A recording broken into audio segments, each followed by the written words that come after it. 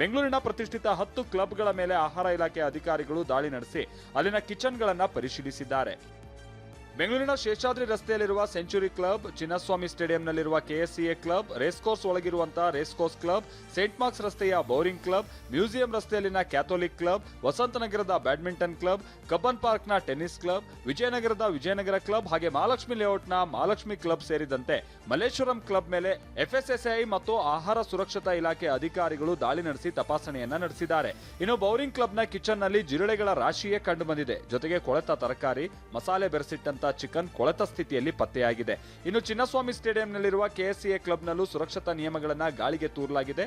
Packing date ಇಲ್ಲದೆ ಇರುವಂತಹ ವಸ್ತುಗಳು, ಎಂಆರ್ಪಿ ಇಲ್ಲದಂತಹ ಬೇಳೆ, ಜಿಲೇಬಿ, ಮೀನುಗಳು ಪತ್ತೆಯಾಗಿವೆ. ಪಾತ್ರೆ ತೊಳೆಯೋದಕ್ಕೆ ಬಿಸಿ ನೀರಿನ ವ್ಯವಸ್ಥೆ ಕೂಡ ಇಲ್ಲದೆ ಇರೋದು ಕಂಡು ಬಂದಿದೆ. ರಾಜ್ಯದಲ್ಲಿ ಇತ್ತೀಚೆಗೆ ನಡೆಸಲಾದ ವಿಶೇಷ ತಪಾಸಣಾ ಅಭಿಯಾನದಲ್ಲಿ ಕಂಡುಬಂದಂತಹ ಲೋಪಗಳನ್ನು ಸರಿಪಡಿಸೋದಕ್ಕೆ ಆಹಾರ ಇಲಾಖೆ ಆಹಾರ ಉದ್ಯಮ ನಿರ್ವಾಹಕರಿಗೆ 15 ದಿನಗಳ ಕಾಲಾವಕಾಶವನ್ನ ನೀಡಿದೆ. ಈ ಬಗ್ಗೆ ಮಾಧ್ಯಮಗೋಷ್ಠಿ ನಡೆಸಿ ಮಾತನಾಡಿದ ಆರೋಗ್ಯ ಸಚಿವ ಯುಟಿ ಖಾದರ್, ಎಲ್ಲ ಆಹಾರ ಸುರಕ್ಷತಾ ನಿಯಮಗಳನ್ನ ಪಾಲಿಸಬೇಕು ಅಂದ್ರು. ಇನ್ನು ಸುರಕ್ಷಿತ ಹಾಗೂ ಪೌಷ್ಟಿಕ ಆಹಾರ ಪದಾರ್ಥಗಳನ್ನ ಮಾತ್ರ ಬಳಸಬೇಕು. ಅವಧಿ ಮೀರಿದ, ಕೊಳೆತ ಅಥವಾ ಕಲುಷಿತಗೊಂಡಂತ ಆಹಾರ ಉತ್ಪನ್ನಗಳನ್ನ ತಕ್ಷಣವೇ ಪ್ರತ್ಯೇಕಿಸಿ ವಿಲೇವಾರಿ ಮಾಡಬೇಕು ಅಂತ ಇಲಾಖೆ ಸೂಚಿಸಿದೆ. ಹೋಟೆಲ್ನವರು ತನ್ನ ಕಾರ್ಯವನ್ನು ನಿರ್ವಹಿಸಬೇಕು ಅಥವಾ ಕ್ಲಬ್ಬಿನವರು ಯಾವ ರೀತಿ ತಮ್ಮ ಆ ಒಂದು ಕಿಚನನ್ನು ಮತ್ತು ಆಹಾರ ತಯಾರು ಮಾಡೋ ವ್ಯವಸ್ಥೆ ಮಾಡಬೇಕು ಎಲ್ಲ ಕೂಡ ಚರ್ಚಿಸಿ ಸ್ಪಷ್ಟವಾದ ನಿರ್ದೇಶನ ಕೊಡಲಿಕ್ಕೆ ನಾವು ಇದ್ದೇವೆ. ನಕಲಿ ಕಾಸ್ಮೆಟಿಕ್ಸ್ ಪತ್ತೆಗೆ ಔಷಧ ಆಡಳಿತ ಇಲಾಖೆ ಮುಂದಾಗಿದೆ. 19 ವಿವಿಧ ಪ್ರಾಡಕ್ಟ್ಗಳ ಸ್ಯಾಂಪಲ್ಸ್ಗಳನ್ನು ಸಂಗ್ರಹಿಸಿದೆ. ಬೆಂಗಳೂರು ಸೇರಿದಂತೆ ರಾಜ್ಯದಲ್ಲಿ 50ಕ್ಕೂ ಹೆಚ್ಚು ಕಡೆ 19ಕ್ಕೂ ಹೆಚ್ಚು ಬ್ರ್ಯಾಂಡ್ಗಳ ವಿವಿಧ ಪ್ರಾಡಕ್ಟ್ಗಳ ಸ್ಯಾಂಪಲ್ ಸಂಗ್ರಹಿಸಲಾಗಿದೆ.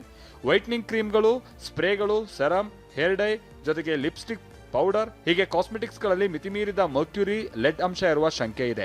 ಇಂಥ ಉತ್ಪನ್ನಗಳ ನಿರಂತರ ಬಳಕೆಯಿಂದ ಚರ್ಮದ ಸಮಸ್ಯೆ, ಅಲರ್ಜಿಯಂತಹ ಗಂಭೀರ ಆರೋಗ್ಯ ಸಮಸ್ಯೆಗಳ ಆತಂಕ ಎದುರಾಗ್ತಾ ಇದೆ. ಹೀಗಾಗಿ ಅನುಮಾನಾಸ್ಪದ ಕಾಸ್ಮೆಟಿಕ್ಸ್ಗಳ ಸ್ಯಾಂಪಲ್ಸ್ಗಳನ್ನು ಸಂಗ್ರಹಿಸಿರುವ ಅಧಿಕಾರಿಗಳು ಪರೀಕ್ಷೆಗೆ ಲ್ಯಾಬ್ಗಳಿಗೆ ರವಾನಿಸಲಾಗಿದ್ದು, ವರದಿಯನ್ನು ಆಧರಿಸಿ ಕ್ರಮ ತೆಗೆದುಕೊಳ್ಳೋಕೆ ತೀರ್ಮಾನಿಸಿದ್ದಾರೆ. ರಾಜ್ಯದ ಉದ್ಯಾನಗಳಲ್ಲಿ 5% ಭೂಮಿಯನ್ನ ಇತರೆ ಉದ್ದೇಶಗಳಿಗೆ ಬಳಸಿಕೊಳ್ಳಲು ಅವಕಾಶ ನೀಡುವ ವಿಧೇಯಕಕ್ಕೆ ಅನುಮೋದನೆ ನೀಡಬಾರದು ಅಂತ ಬಿಜೆಪಿ ಸಂಸದ ತೇಜಸ್ವಿ ಸೂರ್ಯ ನೇತೃತ್ವದ ನಿಯೋಗ ರಾಜ್ಯಪಾಲರನ್ನ ಭೇಟಿ ಮಾಡಿ ಮನವಿ ಪತ್ರ ಸಲ್ಲಿಸಿದೆ.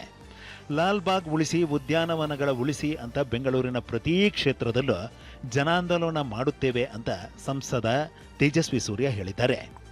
ಸರ್ಕಾರಕ್ಕೆ ಇದರಿಂದ ಎಷ್ಟು ಸಾವಿರ ಕೋಟಿ ರೂಪಾಯಿ ವಾಪಸ್ಸು ಲಂಚ ಸಿಗತ್ತೆ ನಿಮಗೆ ಅಂತ ನೀವು ನಮಗೆ ನಂಬರ್ ಹೇಳ್ಬಿಡಿ. ನಾವೇನೆ ಬೆಂಗಳೂರು ಜನ ನಾವೇ ಎಲ್ಲ ಕೊಟ್ಬಿಡ್ತೀವಿ ನಿಮಗೆ. ಈ ಯೋಜನೆ ಕೈ ಬಿಟ್ಬಿಡಿ. ಸಚಿವ ನಾಗೇಂದ್ರ ರಾಜೀನಾಮೆಗೆ ಮುಂದಾದ್ರ ಅನ್ನುವ ಚರ್ಚೆ ಶುರುವಾಗಿದೆ. ಸಿಎಂ ಡಿಕೆ ಶಿವಕುಮಾರ್ ಜೊತೆ ದೂರವಾಣಿ ಮೂಲಕ ಮಾತನಾಡಿದ ನಾಗೇಂದ್ರ, ನನ್ನಿಂದ ಪಕ್ಷಕ್ಕೆ ಮುಜುಗರ ಆಗೋದು ಬೇಡ, ರಾಜೀನಾಮೆ ಕೊಡಲು ನಿರ್ಧರಿಸಿದ್ದೇನೆ ಎಂದಿದ್ದಾರಂತೆ. ಇನ್ನು ರಾಜೀನಾಮೆ ಪ್ರಸ್ತಾಪ ವಿಚಾರವನ್ನ ಹೈಕಮಾಂಡ್ ಜೊತೆ ಚರ್ಚಿಸೋದಾಗೆ ಸಿಎಂ ಹೇಳಿದ್ದಾರೆ ಎನ್ನಲಾಗಿದೆ. ಸದ್ಯ ಎಐಸಿಸಿ ಅಧ್ಯಕ್ಷ ಮಲ್ಲಿಕಾರ್ಜುನ ಖರ್ಗೆ ಬೆಂಗಳೂರಿನಲ್ಲೇ ಇದ್ದಾರೆ. ಹೀಗಾಗಿ ಖರ್ಗೆ ಜೊತೆ ಸಿಎಂ ಚರ್ಚಿಸುವ ಸಾಧ್ಯತೆ ಇದೆ.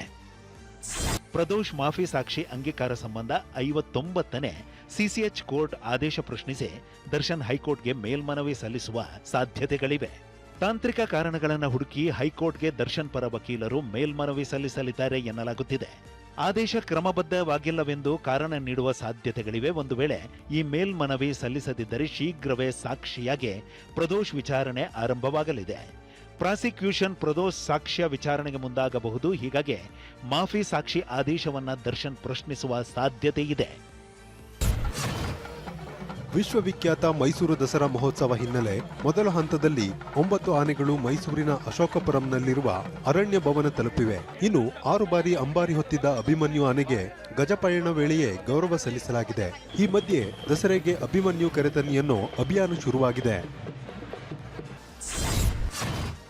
ಕೆಪಿಎಸ್ಸಿಯಿಂದ ಪಶುವೈದ್ಯರ ನೇಮಕಾತಿಯಲ್ಲಿನ ಹಗರಣಕ್ಕೆ ಸಂಬಂಧಿಸಿದಂತೆ ಕೆಪಿಎಸ್ಸಿ ಕಚೇರಿ ಮೇಲೆ ಇಡಿ ಅಧಿಕಾರಿಗಳು ದಾಳಿ ನಡೆಸಿದ್ದಾರೆ. ಈ ವೇಳೆ ಪ್ರಶ್ನೆ ಪತ್ರಿಕೆ, OMR ಸೀಟ್ ಇಡುವ ಕೊಠಡಿ ಸಿಸಿಟಿವಿ ದೃಶ್ಯ ಡಿಲೀಟ್ ಆಗಿರೋದು ಪತ್ತೆಯಾಗಿದೆ. ಕೆಪಿಎಸ್ಸಿ ಮಾಜಿ ಅಧ್ಯಕ್ಷ, ಐಎಎಸ್ ಅಧಿಕಾರಿ ಸೇರಿ 45 ಅಧಿಕಾರಿಗಳಿಗೆ ನೋಟಿಸ್ ನೀಡಲಾಗಿದೆ. ಚಾಮರಾಜನಗರ ಹನೂರು ಎನ್ಕೌಂಟರ್ ಪ್ರಕರಣವನ್ನ ಕನ್ನಡಿಗರು ಮತ್ತು ತಮಿಳರ ನಡುವೆ ಕೋಮುಗಲಭೆ ಸೃಷ್ಟಿಸುವ ಕುತಂತ್ರ ಬಯಲಾಗಿದೆ. ನಕ್ಸಲ್ ಪ್ರೇರಿತ ಟೈಗರ್ ಆಫ್ ಜಸ್ಟಿಸ್ ಸಂಘಟನೆಯ ಅಧ್ಯಕ್ಷ ದಿವ್ಯಾನಂದ ಆಡಿಯೋ ವೈರಲ್ ಆಗಿದ್ದು, ದೊಡ್ಡ ಪಿತೂರಿ ಹೂಡಿರುವ ಸ್ಫೋಟಕ ಷಡ್ಯಂತ್ರ ಬಯಲಾಗಿದೆ. ಬಾಯಲ್ಲಿ ಬರೋಬ್ಬರಿ 82 ಗ್ರಾಂ ತೂಕದ ಚಿನ್ನದ ಕ್ಯಾಪ್ಸಲ್ ಅನ್ನು ಬಚ್ಚಿಟ್ಟು ಅಕ್ರಮವಾಗಿ ಸಾಗಿಸಲು ಯತ್ನಿಸುತ್ತಿದ್ದ ಪ್ರಯಾಣಿಕ ಕೆಂಪೇಗೌಡ ಅಂತಾರಾಷ್ಟ್ರೀಯ ವಿಮಾನ ನಿಲ್ದಾಣದ ಭದ್ರತಾ ಸಿಬ್ಬಂದಿಗೆ ಸಿಕ್ಕಿಬಿದ್ದಿದ್ದಾನೆ. ದುಬೈನಿಂದ ಆಗಮಿಸಿದ್ದ ಈ ಖತರ್ನಾಕ್ ಉತ್ತರ ಪ್ರದೇಶದ ಗಾಜಿಯಾಬಾದ್ಗೆ ಪ್ರಯಾಣಿಸಲು ಮುಂದಾಗಿದ್ದ ಆರೋಪಿಯನ್ನು ಅಧಿಕಾರಿಗಳು ವಶಕ್ಕೆ ಪಡೆದು ವಿಚಾರಣೆ ನಡೆಸುತ್ತಿದ್ದಾರೆ. ಪ್ರೇಯಸಿಯ ಐಷಾರಾಮಿ ಖರ್ಚಿಗೆ ಸ್ವಂತ ಮನೆಯಲ್ಲೇ 50 ಲಕ್ಷ ರೂಪಾಯಿ ನಗದು, ಚಿನ್ನಾಭರಣ ಕದ್ದವನು ಪೊಲೀಸರ ಅತಿಥಿಯಾಗಿದ್ದಾನೆ. ಅಸ್ಸಾಂನ ಜೋರ್ಹತ್ನ ಬಂಧಿತ ಆರೋಪಿ 25 ವರ್ಷದ ಯಶ್ ಧನುಕಾ ಅಗರ್ವಾಲ್ ಪ್ರೇಯಸಿಗೆ 1.5 ಲಕ್ಷದ ಐಫೋನ್ ಸೇರಿದಂತೆ ಗಿಫ್ಟ್ಗಳನ್ನ ನೀಡಲು ತನ್ನ ಅಪ್ಪ ಅಮ್ಮ ಊರಿಗೆ ಹೋಗಿದ್ದ ಸಂದರ್ಭದಲ್ಲಿ ಮನೆಯಲ್ಲೇ ಕಳ್ಳತನ ಮಾಡಿದ್ದ. ಪೊಲೀಸರ ತನಿಖೆಯಲ್ಲಿ ಎಲ್ಲವೂ ಬಯಲಾಗಿದೆ.